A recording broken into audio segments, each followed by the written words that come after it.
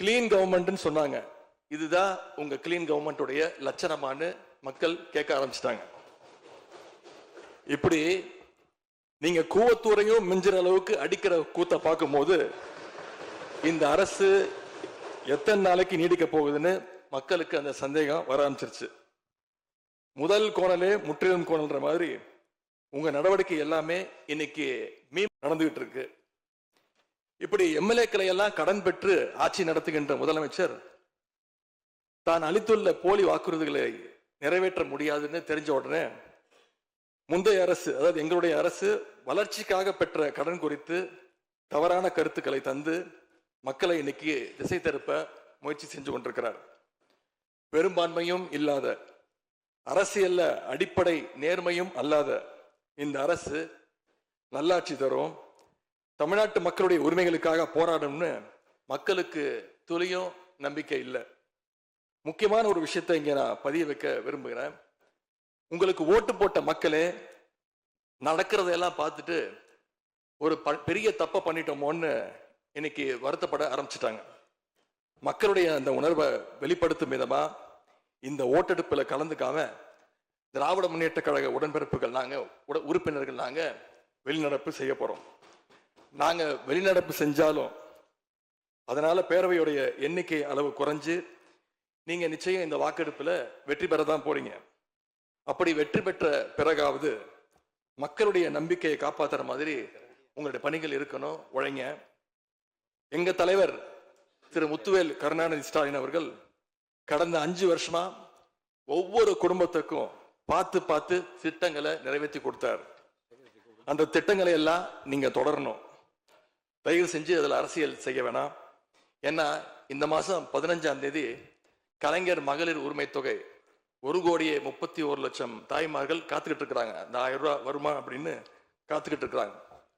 அதே மாதிரி புதுமை பெண் திட்டம், தமிழ் புதுவன் திட்டங்கள்ல காலேஜ் போற ஸ்டூடெண்ட்ஸ் அவங்களுக்கு வர மாசம் வர கல்வி ஊக்கத்தொகை 7ஆம் தேதி கொடுத்துருக்கணும். இது வரைக்கும் வரல, அவங்களும் காத்துக்கிட்டு இருக்கிறாங்க.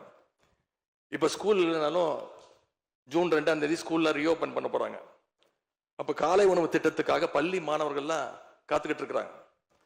இப்படி பல்வேறு திட்டங்கள் இருக்கு. நான் முதல்வன் திட்டம், தாய் மாணவர், அன்பு கரங்கள்னு பல்வேறு திட்டங்களுடைய பயனாளிகள்லாம் ஆவலோடு காத்துக்கிட்டு இருக்காங்க. இந்த அரசு என்ன செய்ய போகுதுன்னு காத்துக்கிட்டு இருக்கிறாங்க. அதனால நான் உங்ககிட்ட கேட்டுக்கொள்றது, மாண்புமிகு முதலமைச்சர் அவர்கள் பதவி ஏற்றதும் தன்னுடைய முதல் உரையில அவகாசம் வேணும்னு கேட்டீங்க. நிச்சயம் அவகாசம் எடுத்துக்கோங்க. ஆனா காத்துக்கிட்டு இருக்க அத்தனை பேரையும் ரொம்ப காலம் காக்க வச்சிடாதீங்க. அது மட்டும் இல்ல, தேர்தலுக்கு முன்னாடி பல கவர்ச்சியான வாக்குறுதிகளையும் நீங்க கொடுத்திருக்கிறீங்க. மக்கள் அதுவும் ஞாபகம் வச்சிருக்கிறாங்க.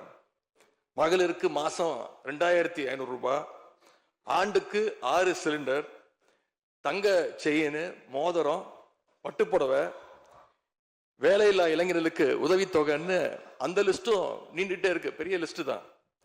அதுல ஒரு சில வாக்குறுதிகளாவது முதல் கையெழுத்துல நீங்க நிறைவேற்றுவீங்கன்னு மக்கள் எதிர்பார்த்தாங்க. நீங்க வாக்குறுதிகளை சொல்லும் போது நடைமுறைக்கு சாத்தியமானதை மட்டும்தான் சொல்றேன்னு எல்லா கூட்டத்திலையும் திரும்ப திரும்ப சொல்லியிருக்கிறீங்க. எனவே அதை விரைந்து செஞ்சு காட்டுங்க. இந்த நேரத்தில் எங்க திராவிட மாடல் ஆட்சியை பத்தி நான் ஒன்னே ஒன்று மட்டும் குறிப்பிட விரும்புறேன். நாங்க ஆட்சிக்கு வரும்போது 2021 கடுமையான கோவிட் பெருந்தொற்று காலம், செகண்ட் வேவ். அப்போ மாநிலத்துடைய பொருளாதார வளர்ச்சி எவ்வளவு தெரியுமா? வெறும் 0.7%. அந்த நிலையிலையும் எங்க தலைவர், எங்க முதலமைச்சர் அப்போ முதல் கையெழுத்திலேயே மகளிருக்கு விடியல் பயண திட்டத்தை கொடுத்தார். முதல் நாளே எல்லா குடும்பங்களுக்கும் 4,000 ரூபாய் லாக்டவுன் உதவித்தொகையை எங்க முதலமைச்சர் கொடுத்தார். ஆவின் பால் விலை குறைப்பு, இப்படி முதல் நாளே 5 கோப்புகள்ல கையெழுத்து போட்டார். ஒரே மாசத்துல தேர்தல் அறிக்கையில சொன்ன மாதிரி பெட்ரோல் விலைய லிட்டருக்கு 3 ரூபாய் குறைப்பதற்கான உத்தரவையும் எங்க முதலமைச்சர் போட்டார். இப்படி கடுமையா உழைச்சதுனாலதான் இன்னைக்கு 5 ஆண்டு முடிவில் இந்தியாவிலேயே பொருளாதார வளர்ச்சியில நம்பர் 1 மாநிலமாக இன்னைக்கு தமிழ்நாட்டை எங்களுடைய தலைவர் மாத்தி காட்டியிருக்கிறார். நாங்க நம்பர் 1 மாநிலமா மாத்திட்டு தான் ஆட்சியை விட்டு போயிருக்கோம். உங்க ஆட்சியை பொறுத்த வரைக்கும் வெறும் இன்ஸ்டாகிராம்ல ரீல்ஸ் ஆட்சியா இல்லாம ரியல் ஆட்சியா நடத்துங்க. அது மட்டும்தான் மக்களுடைய கோரிக்கை.